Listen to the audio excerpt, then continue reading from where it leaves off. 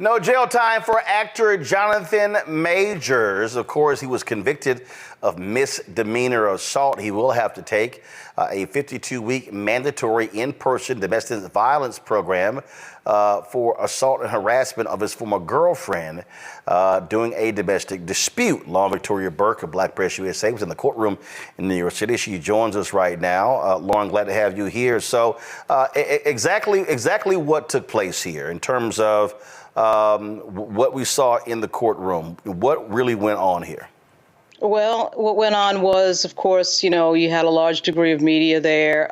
Jonathan Majors had about 10 to 15 supporters sitting in the courtroom in the rows right behind him.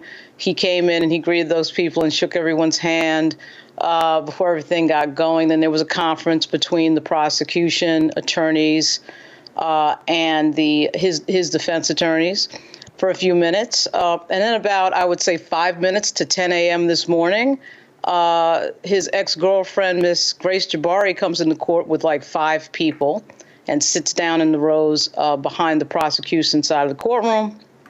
And then the judge starts reading and then gives Ms. Jabari an opportunity to read a victim's impact statement, which was quite interesting. And then proceeded to tell everyone that after that was over, that Mr. Majors would have to complete this 52-week program and then sort of announce some other standard operating procedures with regard to what he can and cannot do. There was some restraining order. New York City does have that law with regard to if you are in some way involved in a domestic violence incident, you cannot own a firearm. So that was announced. And after that, Mr. Majors left. But I dare say that it is interesting that after all of this, it's a 52-week program, no jail time. One would think that this could have been settled a year ago. I mean, it is obvious that this was probably not going to be jail time. It is a misdemeanor case, and very surprisingly, it played out for 2 weeks in full-blown trial. I would be curious to know how many of these types of cases play out in full-blown trial for a misdemeanor case. So for Mr. Majors putting his ex-girlfriend in the back of an SUV, that for me is a bit much, particularly coming from a prosecutor, Alvin Bragg, who campaigned on this idea of restorative justice and not, he has that sort of progressive prosecutor type campaign that many other prosecutors have had around the country, that they would not just prosecute anything.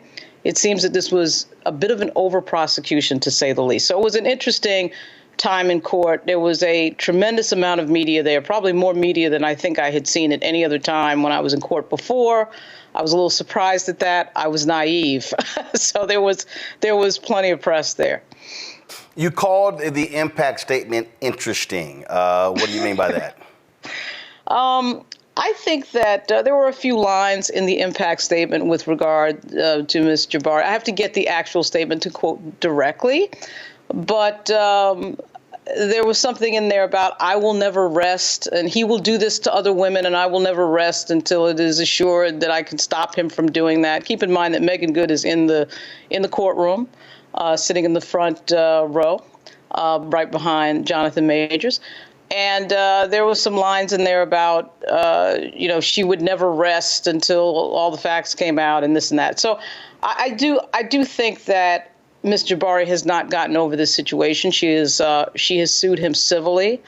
There's a sense there that she's not over this and that she's kind of trying to figure out a way to be in his life. But the statement read, if you had landed here from another planet and you didn't know anything about Jonathan Majors and you heard that victim impact statement, you would think that this was a full-blown rape or sexual assault case and not a misdemeanor case in which the defendant was acquitted of all the intentional charges and then has this thing that's a misdemeanor, sitting there that typically is pled out of court with no trial for most defendants. So her impact statement was quite interesting and quite lengthy. And I think that this is a person who has not completely gotten over this situation. Well, the point that you made about this, how this ended up, you're right. To think that this went through all of this and you came to this sort of sentence, this is typically a plea deal. Right. a plea deal that could have happened and could have been offered a year ago. And as you already know, Roland, from interviewing the girlfriend of Kevin Porter, this is now the third time that a black male has been prosecuted by this office under Alvin Bragg on what I would define as some very questionable situation. First of all, you bring that up, the Kevin Porter case. Guess what? That was a settlement. And you know what he got? Court-ordered domestic violence treatment. Exactly. That was no trial. That was no jury selection. That was no, all of that. I mean, these were misdemeanor charges.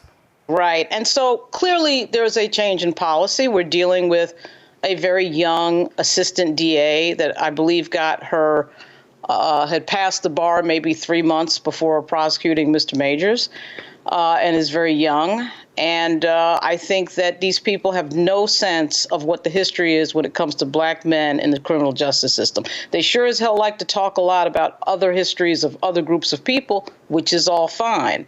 I think people should be held accountable when we're talking about serious incidents involving domestic violence. There's nobody that's going to argue with that. But the prosecution brought a expert with regard to domestic violence, which is fine. That person talked about misogyny and the history of women and how they've been treated. All fine, all true. But somehow or another, when it comes to the history of the way black folks have been treated, and this specific case, black males in our criminal justice system, nobody wants to talk about that history. So I'm a little bit sort of glued to the fact that this all happened. And when I think of Adam Foss and Kevin Porter, Adam Foss and Kevin Porter happened right before that, and now Jonathan Majors. So one has to wonder, has Alvin Bragg brought a new policy to the Manhattan DA's office in which he is going to prosecute every argument, every time somebody yells at somebody, every time somebody places someone into a vehicle and then runs down the streets of Manhattan away from them, which is what Jonathan Majors did? Is all that getting prosecuted now? That would be a change in policy. Well, it is interesting when you explain it that way. And so what I'm sure, and for Jonathan Majors, after this incident, significant financial loss of movie roles, TV roles, and now he has to, frankly, put his career back together because he was riding high before this took place. Absolutely. And I'm going to be quite blunt. I think if his name was John Smith, none of this would have happened. There's a feeling here that this is being used as a vehicle to amplify certain advocacy groups and certain issues. And again, I think certainly there's nobody that's going to argue that we shouldn't be doing stuff about serious domestic violence. The question is, was this serious? And now this 52-week sentence with no jail time would indicate we could have done this last year. So I do think this is a very interesting moment. All right. Well, Victoria Burke, we sure appreciate it. Thanks a lot. Thank you. Fanbase is pioneering a new era of social media for the creator economy. This next generation social media app with over 600,000 users is raising $17 million, and now is your chance to invest. For details on how to invest, visit startengine.com/fanbase or scan the QR code. Another way we're giving you the freedom to be you without limits.